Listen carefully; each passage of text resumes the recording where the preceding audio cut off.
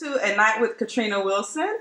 This evening we're going to be discussing with Miss Katrina about her new release. It's a brand new album and we just kind of want to get a little bit of insight. Are you excited tonight? I am very excited about this new CD. Okay. So I know that your new album is called The Diary of the Heart. What gave you inspiration for the title of this? Well, when you talk about the diary of the heart and when you deal with the diary, it's so many different levels and so many different aspects of life that go into a diary. So it doesn't keep you boxed in. You know, you have this emotion one day, that emotion another day. So it just opens the field a little bit more to give you a chance to really go deep or just be shallow. Okay. Love, Forgive, Release is one of your songs. There's a verse that states, I've been lied on, mistreated, abandoned, and abused by the ones that said they love me the most. Tell me that emotional place in this song that inspired such prolific poetry. Well, when you talk about love, forgive, release, you know, you go through different things in life, but you don't let those things that you went through cause you to not forgive, cause you to not love somebody, cause you not to, you know, release them from the way you feel about them and the way that they, you know, you look at them, the way you view them. You know, you just look at them in another aspect in life. And, you know, that song just really inspired me because you talk about love, forgive, release. I've been through a lot in my life, a lot.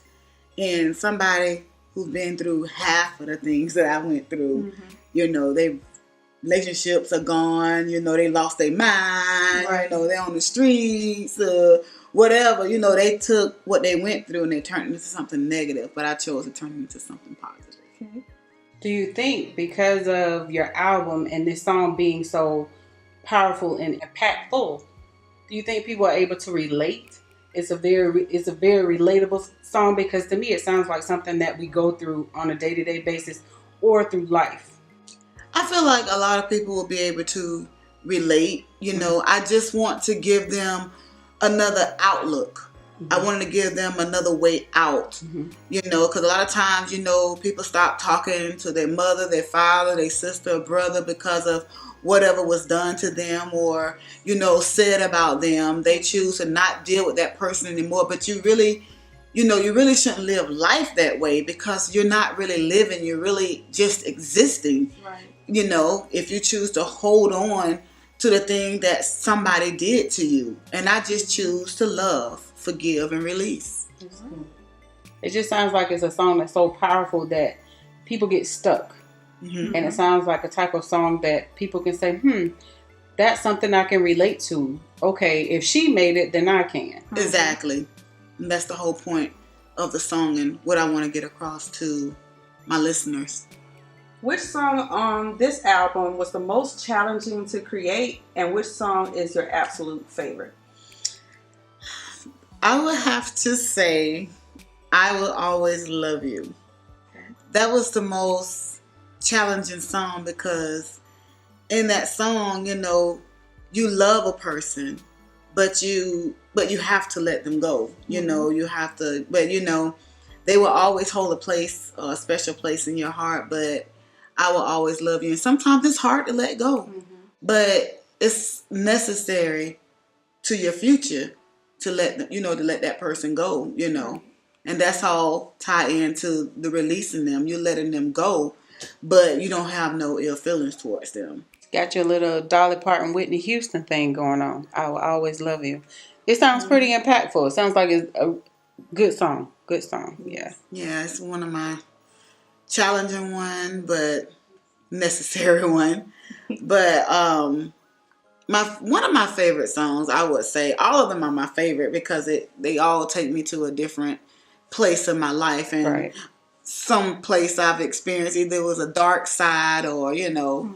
But one of my other songs that I really like is Special. And the reason why I like Special, I come from a blended family. And, you know, a lot of times with blended families, you know, the children don't always get along with the stepmother, or the stepmother don't get along with the kids, or the father, or whatever the case may be. Mm-hmm. But with me having such a blended family, it's just really nice that, we all get along. I can call my stepmothers and talk to them, and my stepdad, and, talk to him. And we just really have this bond, Sometimes you have to let them know. It's so much negativity going on when you talk about blended family, this one not getting along, whatever. Whatever happened in that course, and the parents or what have you are not together anymore, don't mean it has to be a dysfunctional relationship altogether. When you're children in blended families, the kids are impacted by it. I'm just grateful that my parents, all of my parents, were adults when it came to raising us. If they had any ill moments, we never knew about it, because they kept it to themselves. So that's one of the songs, just letting them know how special they are to me. Okay, that's good. Yeah. Okay, so I guess that kind of ties into the next question. Who are your heroes that have saved you in your darkest hours? My number one hero, I would say, is my mother. Mm-hmm. Because my mom, she's seen me at my best, and she's seen me at my absolute worst, and my mom, she's always been my strength, and just being that one that listens to me, one that encourages me, one that tries to be positive, and, even when she doesn't know what to say or what advice to give me, she simply sometimes just give me a hug. And sometimes, there have been moments when I had to just literally just boo-hoo cry on my mom, because I don't know, I just like to, have my hands on things and be able to control things sometimes, and control the outcome. But at the end of the day, I can't control the outcome as much as sometimes we want to. Right. We want it to end like this, but it ends like this, and you feel like you just lost, you just failed, and sometimes you walk around feeling like you're a failure. And it's my mom used to step in and be like, "No, you're not a failure. Right. Things just happen," and But my mom, she inspires me, and I listen to Mary J. Blige sometimes because Mary J. Blige is one of the strongest women, outside of my mom. She's been through so many tests and trials, but yet, she bounced back. Right. And I'm a bounce back type of woman. I might get off focus and might let my emotions get the best of me, but at the end of the day, my heart is in a good place, and I know that. With this album, who is your primary target audience? I would say women or men, because whether they realize it or not, men go through seasons as well. They just don't have the diary a lot of the times. But men go through, and they hurt just as much as a woman. So I would say anybody who's been broken, anybody who feel like they're lost, anybody that feel like there is no hope, and those who might have given up or want to give up, there is hope. Okay. And you can bounce back. Right. And you can change the direction and or the course of your life. Okay, so with that, being that you come from a Christian background and this album being so diverse and I'll say colorful, how do you think your Christian audience will perceive this album? Well, I'm a firm believer you can have inspirational music. At the same time, it doesn't have to be, disrespectful or, gaudy or anything like that. My foundation, like you said, it is Christian. I come from church or whatever, but everything that I've experienced in my life is not Christian. Right. Christians experience hurt. Christians experience pain. Christians have downfalls. And, I didn't want to be this person that come out to be like, okay, everything just happens for a reason. And, I didn't want to come out and be this artist and I portray this image as if everything in my life has always been perfect, because Right. I know a lot of times, Or biblical. or biblical, because I haven't been saved all of my life. Right. You know, I haven't always made the right decisions. I haven't always done things right, or said things right, or even treated people right. You know, Right. I haven't always done those things, but I didn't want to come out. And I told God, actually, when I was beginning to write this music, I told God, I said, I don't want to be boxed in. I want to be able to reach everybody. Right. And I want to be able to reach the people that might be in the streets, or the people, the single mothers. Right. I'm not a mother, but I've been around a lot of single mothers. A lot of my friends are single mothers, and I hear what they're going through, and they need hope and encouragement as well. So Right. I don't think I would be criticized, about, the Christian and stuff like that because of my music and my lyrics, because I feel like my music and my lyrics are deep. My lyrics and my music, they're reality. It's my reality. Right. It might be somebody else's reality, but I can't allow my foundation to keep me boxed in. I can't do that because my purpose is different from somebody else. So, I guess tying into that, my next question is, do you plan to release a solely Christian album sometime in the future? Absolutely, absolutely. A lot of times when you go through your dark season in your life, you come out with positive music. All my life haven't been pain, but you got to know where I come from to understand where I'm going and what level I am when I get there. Right. So another question about one of your songs, the song One and Only was another track featuring your boy T-Samp. After hearing this song, I can relate. So do you think we will live in a day and an age where there are still monogamous relationships, or have they been tainted by images on the internet and television? I think they have been tainted because there's so much temptation out there, A lot of times you have people that have the wrong people in their ear. Mm-hmm. So something can possibly work out in a positive sense, but if you don't have the right people surrounding you, it's going to always end negatively. Mm-hmm. So can it be a lot more monogamous relationships? Absolutely. It takes work, but it's definitely possible to pursue that. And to have love, everybody will talk about black love.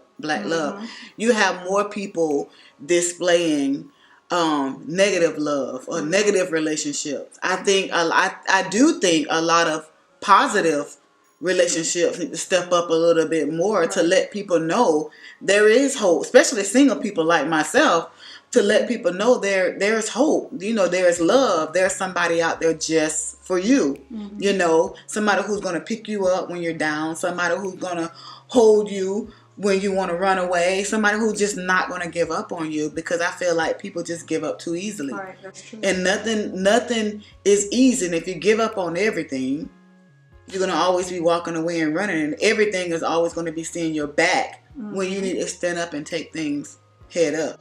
You made a very great point, because I think reality TV has painted this image of us of brown skin and such a negative connotation, to the point where we're viewed as these reality stars that have fillers and fake breasts and fake bottoms and sleep with different men, or vice versa. The men have all these different women. So we're put in this bubble and in this circle where that monogamy word has become cliche, and the abnormal has become the normal. So that's why this song is so relatable, and the monogamous, bringing that back to a relationship is so important. Yeah, we definitely have to bring love back. I look at love as, how you have those old pictures that you had for long time ago, the colors leaving out the picture, me being a photographer, you can take it and you can get it restored, and that picture look like nothing ever happened to it.